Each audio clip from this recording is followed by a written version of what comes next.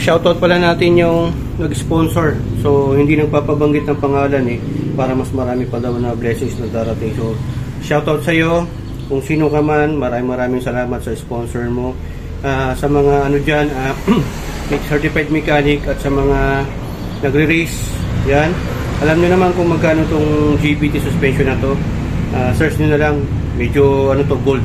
Kasi tatlong variant po ito. Meron yung silver o yung stainless dito. Meron yung titanium at yung kinuha natin ay gold. Gold black po yung combination niya. So, more or less, alam niyo naman kung magkano to. Medyo ginto nga talaga to mga kadeway, pero sulit naman. So, hello everyone, it's me again, Burntam, JWTV, panibagong araw, panibagong vlog ulit tayo mga kadeway.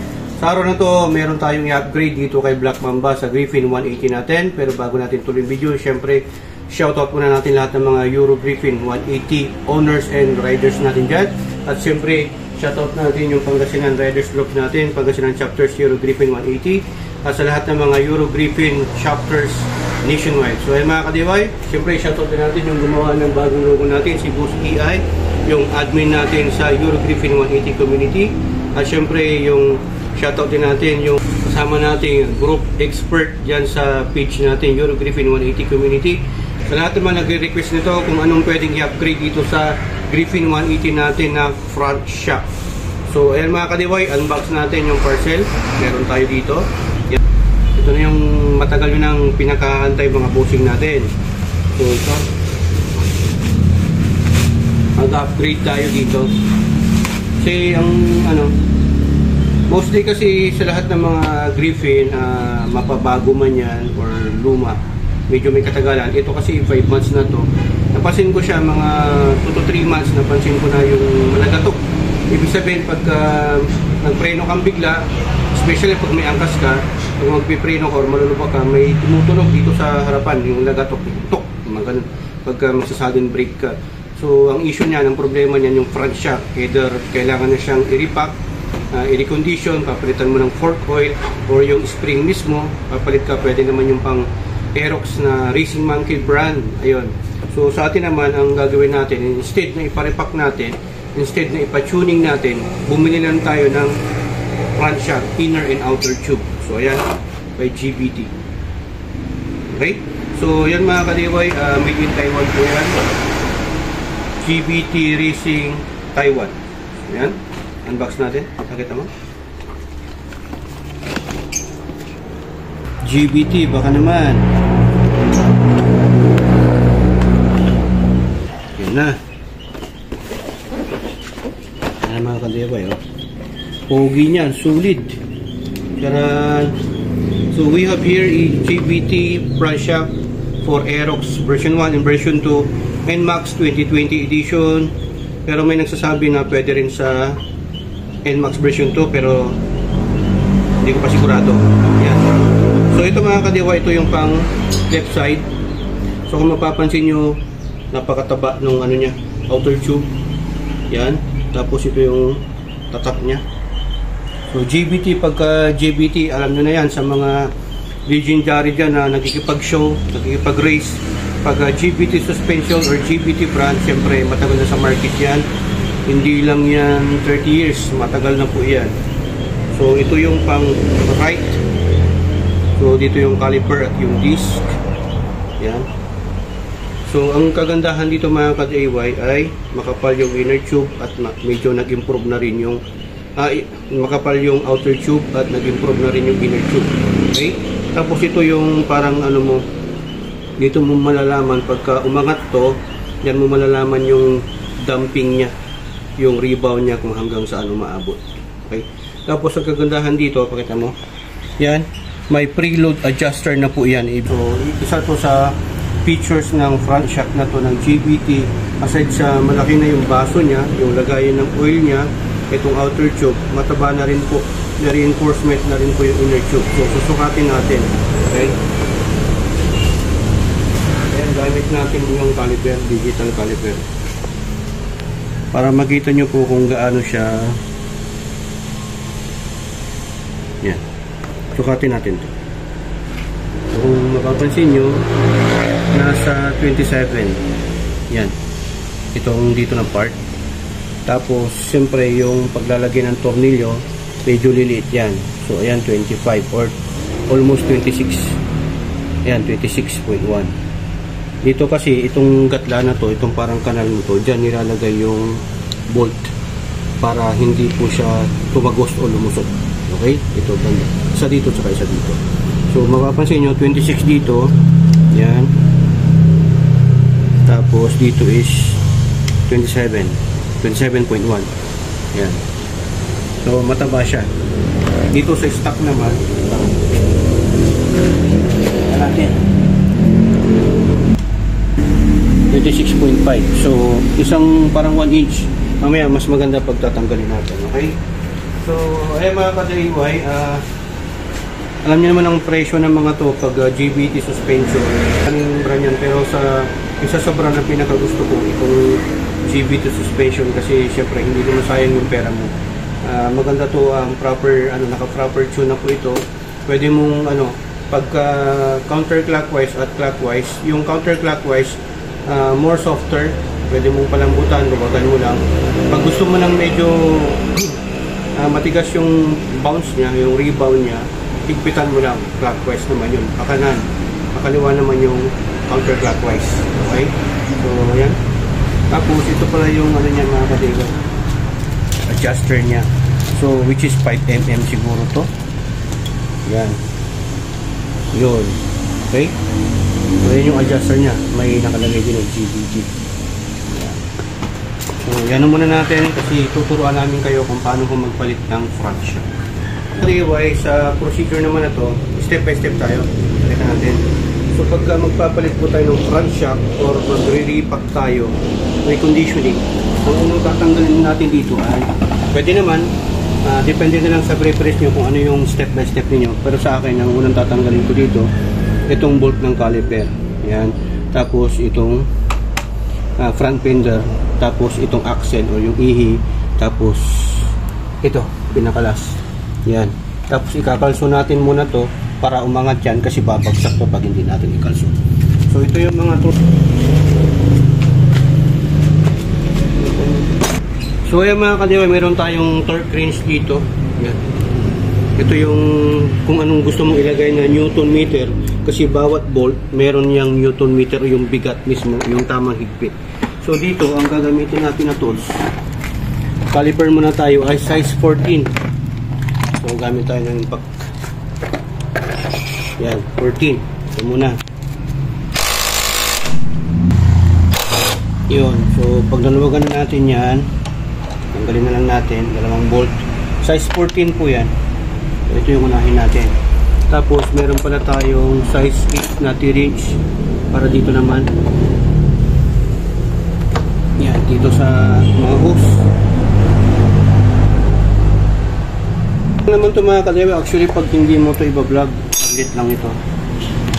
So happy na marami kasing nagre-request sa atin, mga tropa sa GC.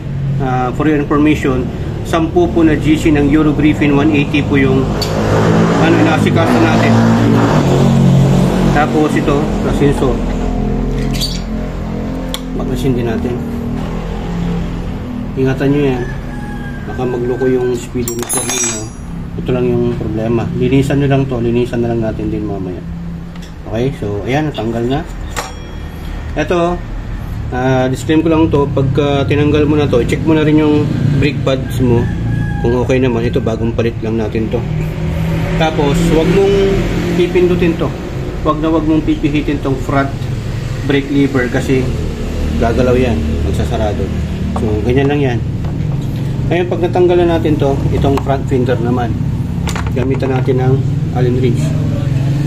Okay, 4 po ito. Meron na pala akong naglagay na ako ng front fender extension. Pang Aerox po yan, B1, B2, para iwas po splash or tilamsik dyan sa mga wirings, sa rectifier at sa computer box. Pinaka-advise ko na maglagay kayo nito, lalo na ngayon maulan. Kasi issue ni Griffin, isa sa issue ni Griffin, wirings, nagluluko. Pagka nababasa, kabilaan yan. Tapos pagka natanggal natin tong front fender, Sunod natin tong axle, yung tinatawag na ihi. Pero sa akin, minsanan na. Yan ba yan? Yan, so pag natanggal nyo yung 4 na bolt, alin bolt, yan, meron, nagpalit na rin pala tayo ng front fender na pang Aerox, carbon din to. Ito mas maganda saka. Tapos ayan, so ayan, bago natin matanggal to, ito muna, tanggalin muna natin to, pero ilagay na rin natin to para nakaabang na. Pala tayo, naglagay tayo ng pang dito para umangat. Yan, diskarte nyo yun. Ang gagawin natin, ito na, size 14 naman to, size 14, yan.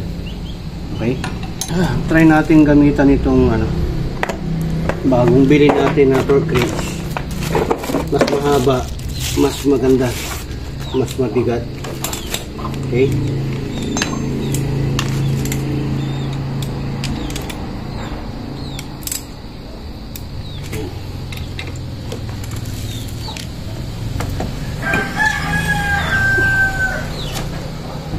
tumunog na.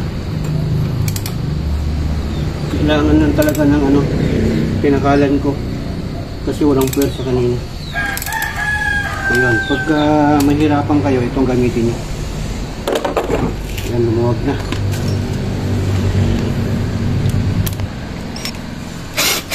Counterclockwise yung luwag nito. Ngayon, kukontrahan natin dito. Kasi umiikot. Size 13. Yan o, umiikot na yan eh. Yan o. Kaya kailangan ng kontra. Yun. Stuck pa kasi ito mga kadiwe, kaya ang hirap bunutin kanina. Medyo nahirapan tayo. Ayan. Tanggalin na natin to.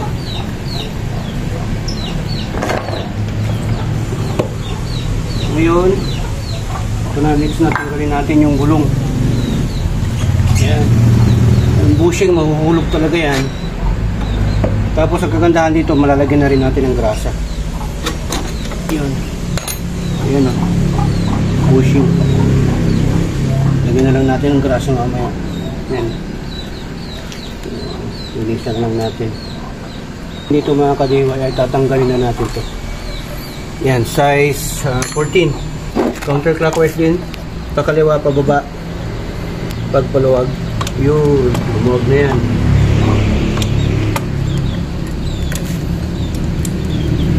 Yung isa.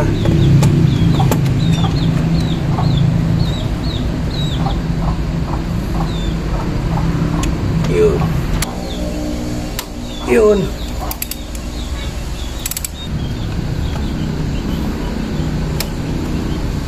Yun. Yan. Medyo masikip lang dito sa taas. Yan, malapit na to.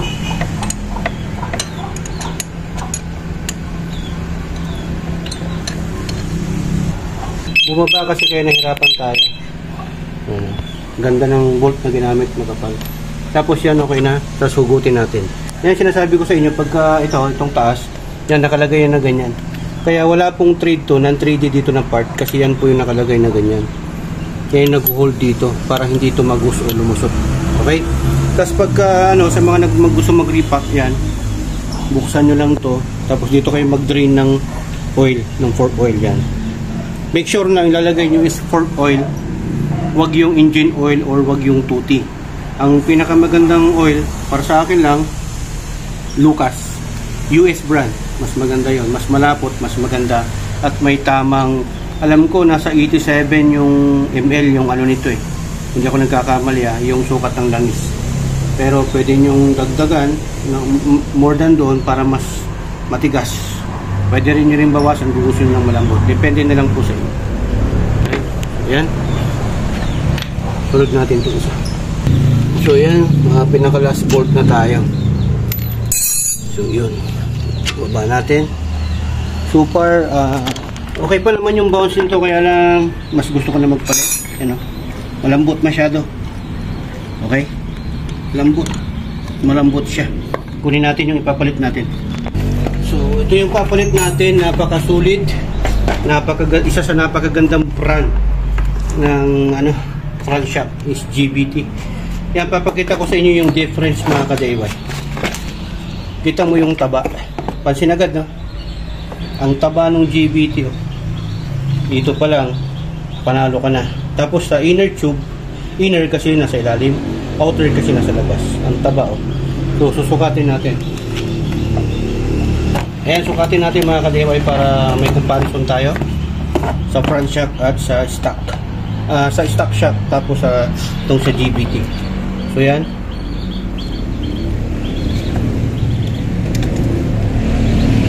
Dito ka sa kabila para mas maganda yung so unahin natin tong stock na shock. Yan, so nasa 26. Okay, tapos dito sa banda yung lagay ng tornilyo 25.9. okay, so hindi kasi magkaparehasan kasi ito yung pinapasok natin sa T-post 25, tapos dito 26.1 dito. Tapos ito 24 pa nga dito sa may bolt, tapos dito banda 26, so 26 na dito. Ito naman yung GBT, ayan 27.6 mm. Grabe, oh, taba. Ulitin natin para tayo, 00. Yan 27.6 taba. Tapos dito nag 26.6 na siya. Pumayat siya banda dito kasi ito yung papasok sa T-post, hindi pwedeng mataba. So 26 siya dyan, 0.6 dito naman is 26.1. so may 0.4 siya na mas mataba dito sa pasukan ng T-post. Dito naman ang difference niya ay 27.5 or yan 27.8 pala dito. Dito naman ay 26.1. Dito naman pinaka sa outer tube niya 43.2. so ito namang stock 34.6. ang laki ng difference ng mga ka-DIY. Isa sa mapapansin nyo dito, hindi lang katabaan ng outer tube at inner tube, mas matangkad pa po ito. Yan, mas matangkad pa po siya ng konti. Ngayon, para masukat naman natin yan, ito yung gagamitin natin yung pang outer. Yan, ito. So sa kabila naman din. Yan. Yan, sukatin natin hanggang dito sa may, ito na lang sa pinaglalagay ng T-post. So lagay natin dyan.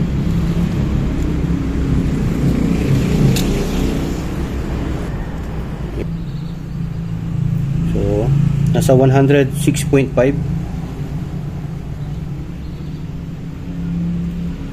okay, tapos dito naman sa kabila parang hanggang dito yung sa ng T-post, oh. May bakat eh.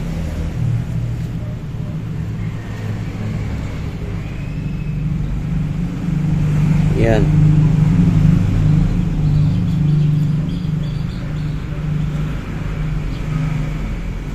.7.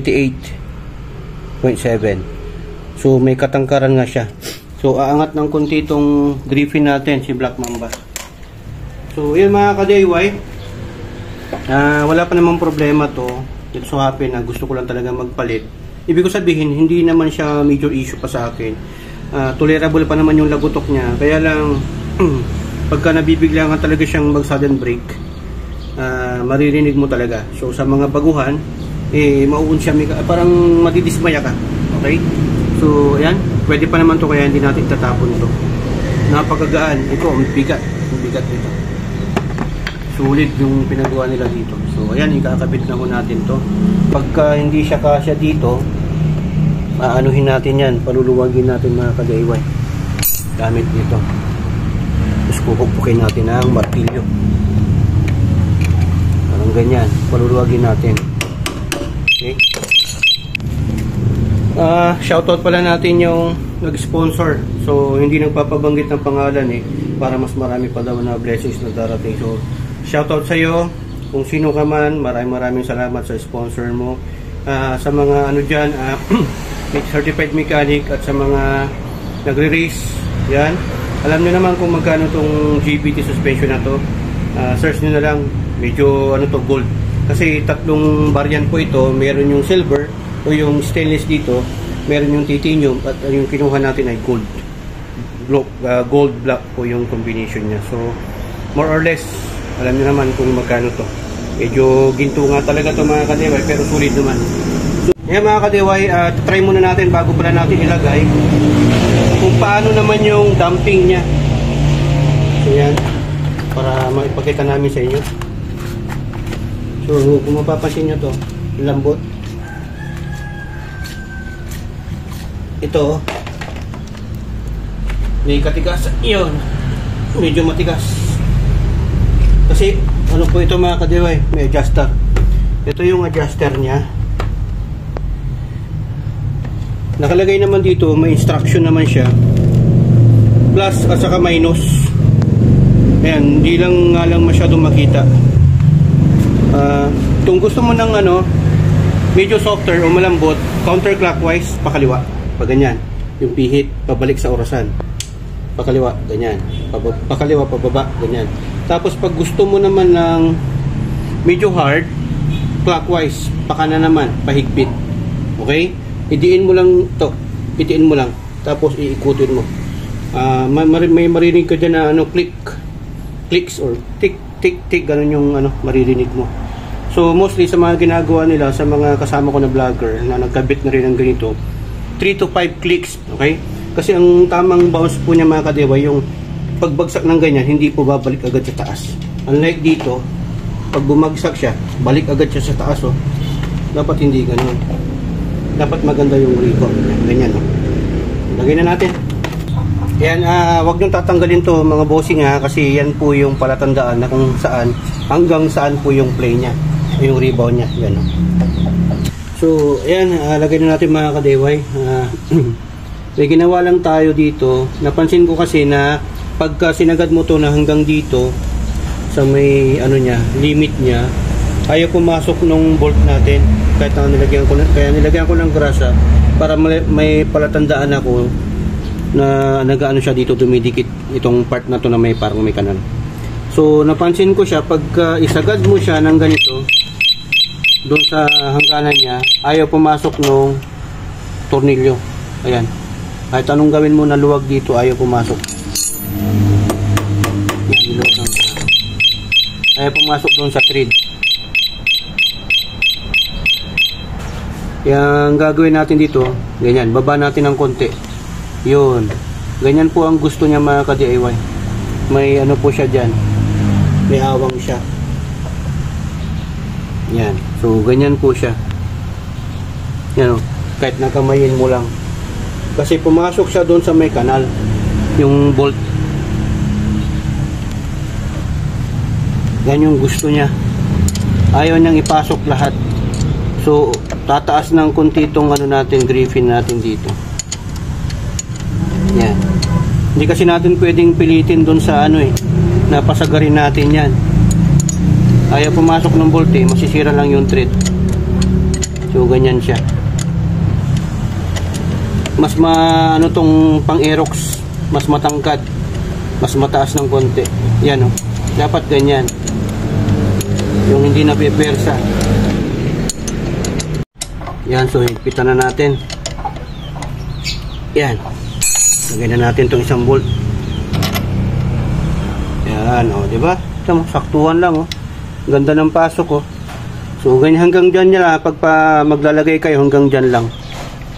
Yan, hindi tayo hirap. Dapat ganyan, Higpitan ng torque wrench para mas maganda yung higpit niya. Ganyan lang. Natin itong kabila. Wow, ang ganda. So, yan, may nakalagay dito na code L23. Tignan natin tong isa. Yan, same na nakalagay L23. Ayan, lagay na natin to. Ito naman, kahit na ilagay mong paganyan siya, pwede naman tong baligtarin yung ito. So, paluwagan natin ng konti. Ayan, pumasok. Yan ang diskarte nito mga ka-DIY. Nag-alarm Kabit na natin. Yun.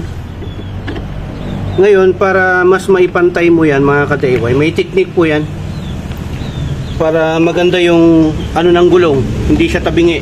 Dapat kasi tama yung alignment dito, tama yung taas. Yan. Ganyan diskarte. Pakita natin sa inyo. Ito, itong ihina to, kabit mo dito. Dapat tagus-tagus yan pagka inano natin. Dapat ganyan. Hindi yung pag mali yan, pag kunwari mas maangat tong isa, iangat natin ang isa. Yan, okay na to. Dapat ganyan mga ka-DIY. Kasi yung gulong tabingi, hindi makatakbo na maayos. So ganyan. Lagyan natin yung bolt. Yan, lagi yung taas. Tanggalin na natin to.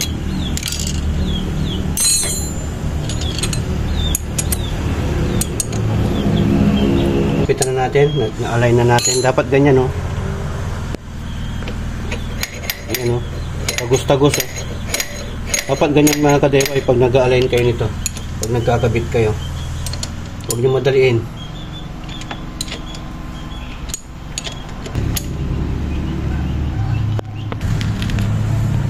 So, ayan mga ka-DIY, oh, ginamitan natin ng digital caliper. So, ayan, para mas makuha natin yung tamang sukat. Halos nasa 120. Tapos itong isa.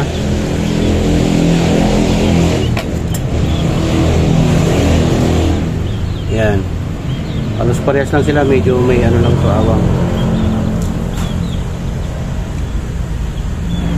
Oh, diba? So okay na. Dito kung okay. Yan, oh. Yan, oh. Huwag. So, dapat ganyan, wala siyang hesitation. Yan, dito na tayo sa baba na bolt. Yan, napasok siya. Dapat na dapat, walang problema, hirap-hirap. Okay? Yan, gamitan natin ng wrench para mas mabilis at hindi tayo masyadong mapagod.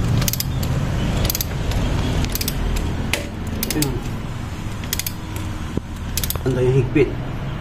May tamang higpit to kasi pag sobra, ano yan, mapuputulan tayo ng ulo nitong bolt. Yan, gamitan na natin ng torque lahat. Ayun, tumunog na. Ayun, tumunog na. Pag tumunog na, huwag nyo na pilitin. May tamang value to, eh. Yan, last but not least. Yan, okay na. Lapit na tayo. Lagyan na natin yung gulong. Punasan na rin natin to, tapos lagyan natin ng grasa. Tapos reglace na rin natin yung gulong. Ito lang naman, tapos testing na natin. Yan. Reglace na natin to.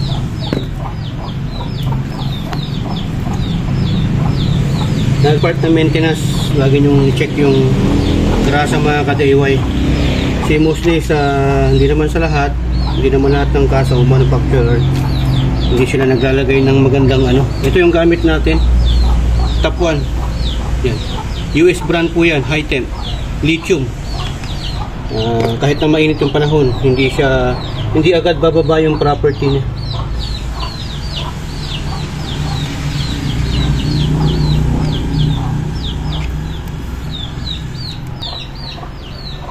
Yan. Pwede naman na anuhin nyo yung seal, eh.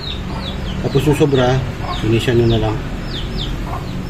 Grasa pagka palitin na, yan itim, kulay putik.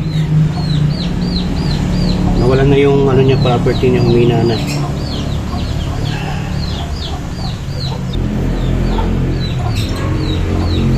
Para maganda yung pasok. Buti magaan lang tong ano. Yan, oh. Yung sa likod. Tapos itong bushing din dito, kailangan na may tapat natin dito sa front shot. Yan. Sakluhan lang din. Yan, oh. Walang kahirap-hirap ilagay. Yan, oh. Yan sinasabi ko, free wheel, oh. Yun. Napapalitan naman to. Anong gusto mo? Titanium, gold, mga ganun. Yung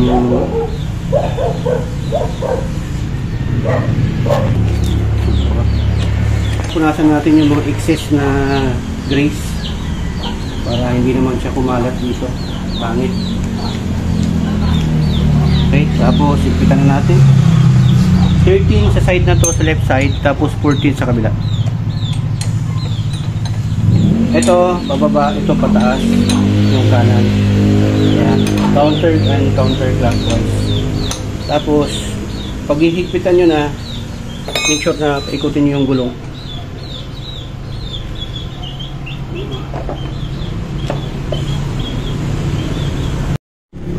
So mga kadaya, meron tayong kunting or minimal na issue lang dito. So pagka yun, pinaikot na natin, ayan, napansin natin na hindi siya masyado nag-replay. Although okay naman, napansin natin dito, sumasayad tong bolt nitong speed sensor dito sa lagayan mismo ng speed sensor.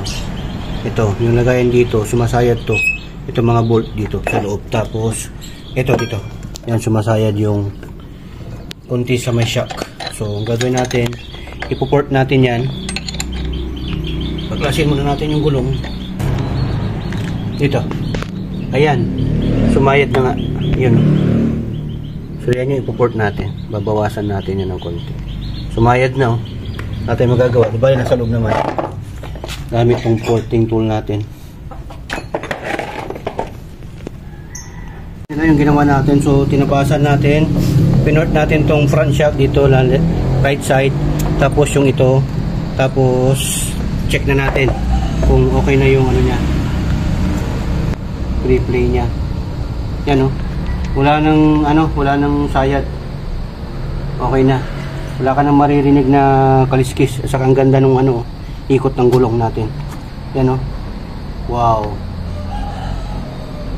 Okay. So ayan, higpitan na natin. Lagyan na natin yung tapaludo sa kakaliper. So far so good. Ayan.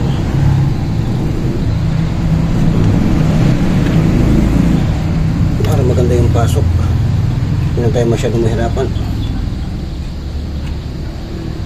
Ingat kayo pag ginagawa nyo ito para hindi masira yung brake pad. Tapos tapat lang natin. Tapos lagay na natin. Size 14. Grasabe. Yan. Plug and play lang po ito. Wala tayong pinort dyan. Tapos i-check na naman natin mamaya, papaikutin natin kung walang sayad.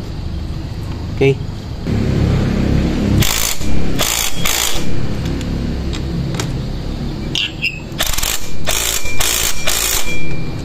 Yan. Plug and play. Paikutin natin ulit. Yun, so far so good. Tapat nyo lang dito. Lapit na po tayo. Ngayon, check natin dito. So ito yung pagpapatuloy ng ginagawa natin na pagpapalit ng GDT front shock dito sa Griffin 180 natin, mga kadayway. Nahapunan na kasi tayo kahapon, medyo madilim na, kaya stop natin. So ito yung pagpapatuloy ngayon.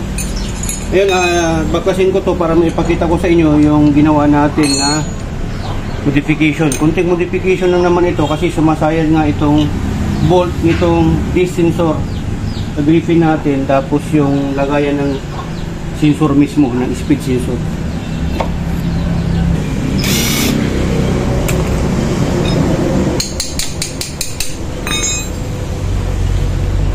Balik natin para pakita ko sa inyo yung ginawa natin.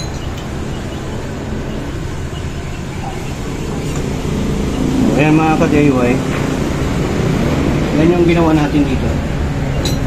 Yan, oh. Sumasayad po kasi dito sa banda, tapos dito sumasayad din. Ayan. So ginawa natin, pinort natin to ng konti. Ito lang naman, itong lagayan mismo ng sensor ng speedometer sensor. Ayun, dito na banda, tapos ito banda. Ngayon, yan ang ipoport nyo ng konti. The rest, wala naman na.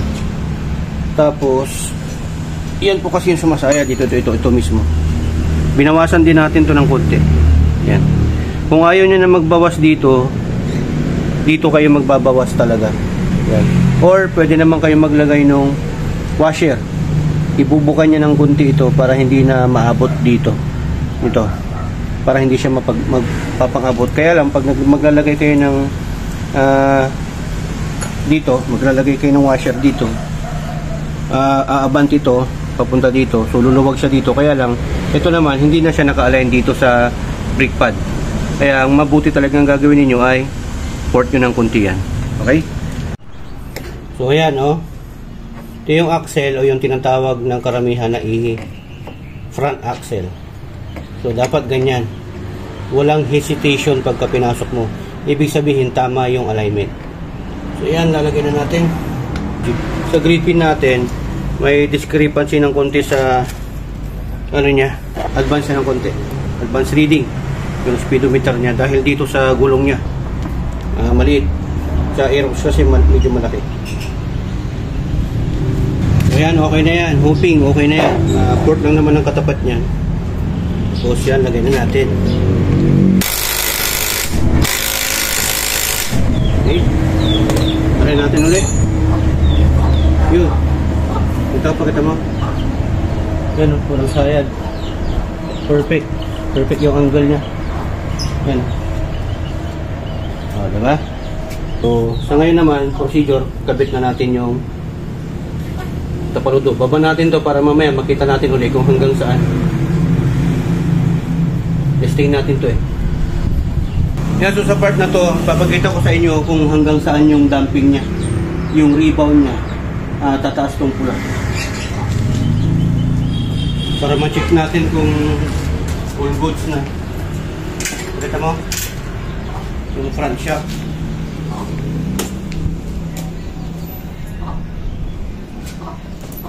Yan tumaas.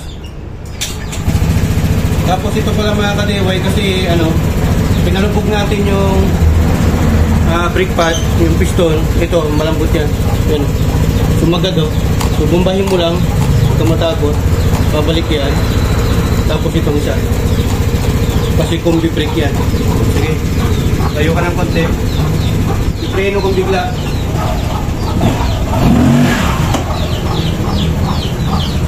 Okay,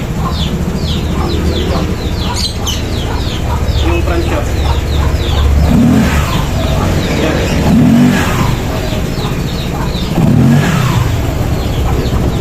Hanggang dyan yung bounce niya mga ka-DIY. Yan. So hanggang dito lang. Napakaganda. Dati kasi doon sa stock hanggang dito, malapit na sa T-post. Imagine mo yung pagkakaiba. Napakalaki So quality. Okay, so patayin na natin. Kapit na natin yung tapaludo. Tapaludo, basic na to. Lalagyan na naman natin yung wala ka naman babaguhin doon. Bolt-on lang naman to. Kakasya pa naman to. Yan salpakan lang yung stock na bolt natin. Wala na tayong babaguhin.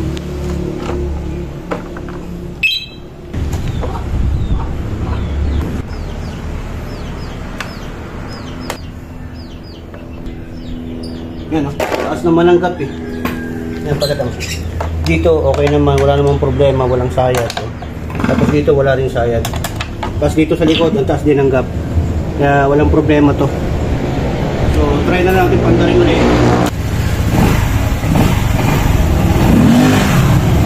Yun.